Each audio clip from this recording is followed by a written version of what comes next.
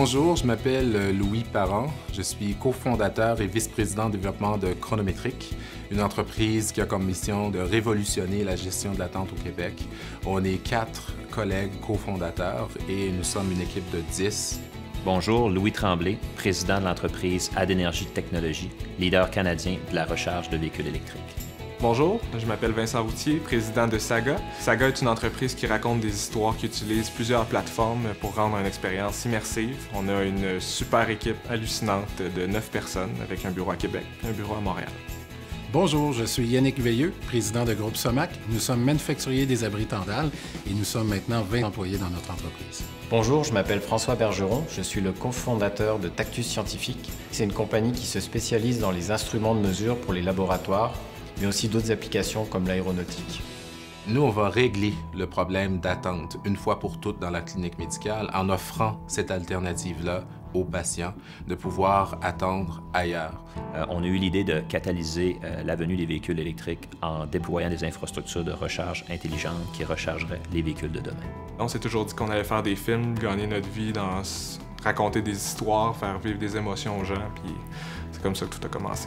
Nous, on s'est donné comme vocation, regarde, au Canada, là, on va faire un abri qui peut se vendre partout à travers le Canada selon le Code national du bâtiment et les pires exigences qu'on a, et on l'a construit d'une façon solide. Alors, on a pris la compétition de surprise en arrivant avec quelque chose qui n'existe pas sur le marché. Tiberius, mon partenaire, et Ivan, qui est un autre partenaire, ont eu l'idée d'une nouvelle technologie.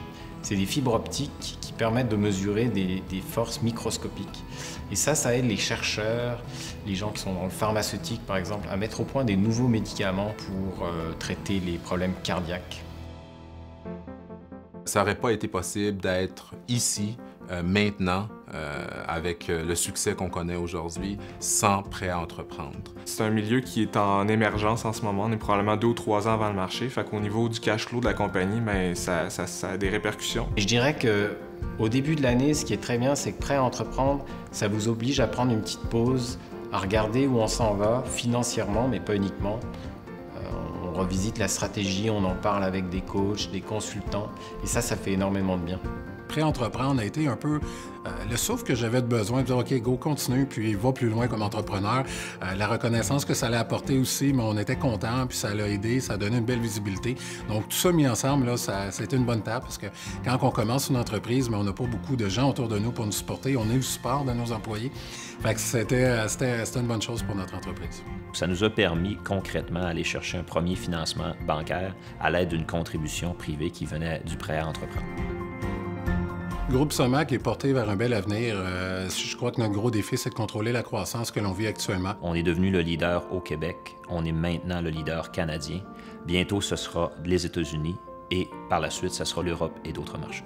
On a commencé avec un sensor qui est dans le biomédical, mais basé sur cette technologie-là, on peut l'étendre à l'aéronautique.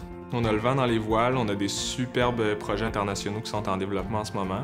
Essentiellement, nous, notre objectif à long terme, c'est de dominer le monde et de changer la façon dont les gens attendent. Oui, je tenais à remercier l'équipe du Prêt à entreprendre qui nous a permis de faire un levier financier avec leurs prêts. Je pense que ça répond à un besoin fondamental pour les entreprises au Québec, puis longue route au programme de Prêt à entreprendre. Je ne sais pas s'ils réalisent à quel point ça nous fait du bien. On continue à développer, on fabrique un produit 100% québécois qui répond à nos besoins et qui a une durabilité. Alors avec tout ça, un gros merci. Donc pour nous, c'est important si on peut contribuer puis créer des emplois pour les autres. Je pense que ça va faire une différence.